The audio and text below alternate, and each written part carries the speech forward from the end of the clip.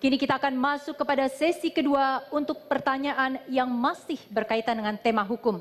Kali ini giliran paslon 01 untuk menjawab. Imam silakan mendekat ke paslon 01. Pak Jokowi, Pak Maruf, silakan dipilih salah satu.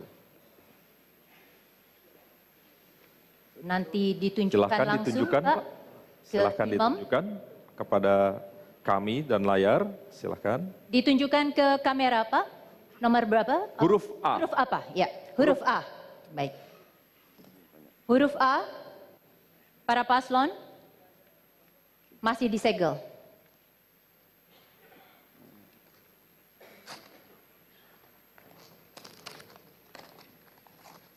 Harap diperhatikan, pertanyaan hanya satu kali. Di masyarakat kerap dipertentangkan antara ketegasan penegakan hukum dengan isu HAM. Dalam konteks seperti apa ketegasan penegakan hukum harus dikedepankan dan dalam konteks apa HAM yang harus mendapat perhatian. Jawaban harap merujuk pada kasus-kasus konkret agar dapat secara jelas menggambarkan permasalahan yang dihadapi.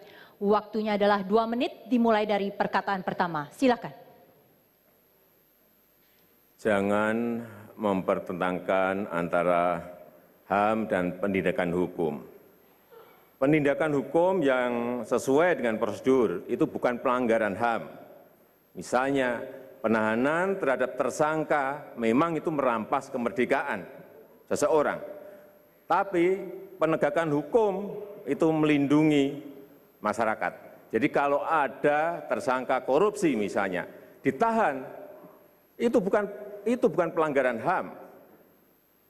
Itu adalah prosedur hukum yang memang harus dilakukan dan kita ingin aparat kita tahu bahwa itu dilakukan agar misalnya tersangka tidak menghilangkan barang bukti. Yang kedua, mungkin calon tersangka tidak melarikan diri. Dan jika ada pelanggaran hukum yang melanggar prosedur, penindakan hukum yang melanggar prosedur, ya silakan, ada mekanisme yang bisa kita tempuh lewat pra-peradilan misalnya. Jadi sekali lagi jangan dipertentangkan antara penegakan hukum dan HAM. Mungkin Pak Kiai bisa menambahkan. Cukup, sudah Waktunya cukup. masih ada.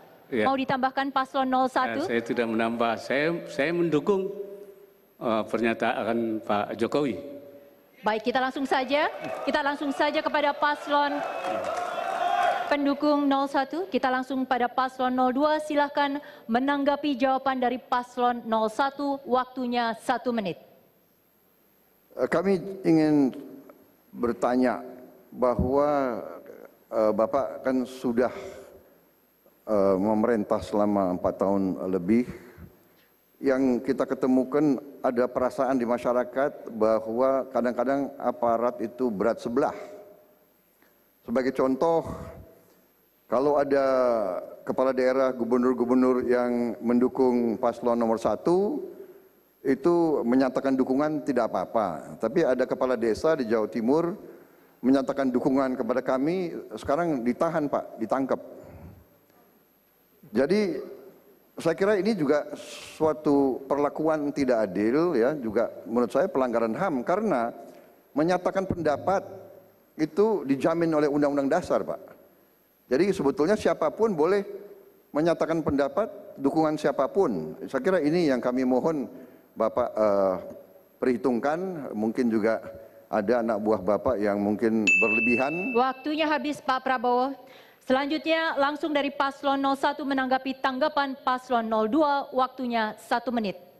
Ya jangan menuduh seperti itu Pak Prabowo. Harap tenang. Silakan dilanjut, Pak. Karena kita ini adalah negara hukum, ada prosedur hukum, ada mekanisme hukum yang bisa kita lakukan. Kalau ada bukti, sampaikan aja ke aparat hukum. Jangan kita ini sering gerusa-gerusu menyampaikan sesuatu, misalnya jurukamnya Pak Prabowo, misalnya ini katanya dianiaya, mukanya babak belur. kemudian konferensi pers bersama-sama. Akhirnya apa yang terjadi? Ternyata operasi plastik. Kalau ada, loh, ini negara hukum. Kalau ada bukti, silakan lewat mekanisme hukum, laporkan dengan bukti-bukti yang ada. Gampang sekali kok, gampang sekali. Negara hukum ini. Kenapa harus menuduh-nuduh seperti itu? Waktunya habis Pak Jokowi, waktunya habis. Dan dengan berakhirnya waktu tadi berarti kita sudah selesai dengan tema hukum. Saya perlu ingatkan kepada para pendukung paslon. Untuk para pendukung paslon serta hadirin, tepuk tangan ataupun yel-yel hanya bisa dilakukan setelah selesai. Kita biarkan paslon kita bicara dan terdengar dengan jelas karena audiens adalah bukan hanya di ruangan ini. Saya minta kita semua menghormati itu.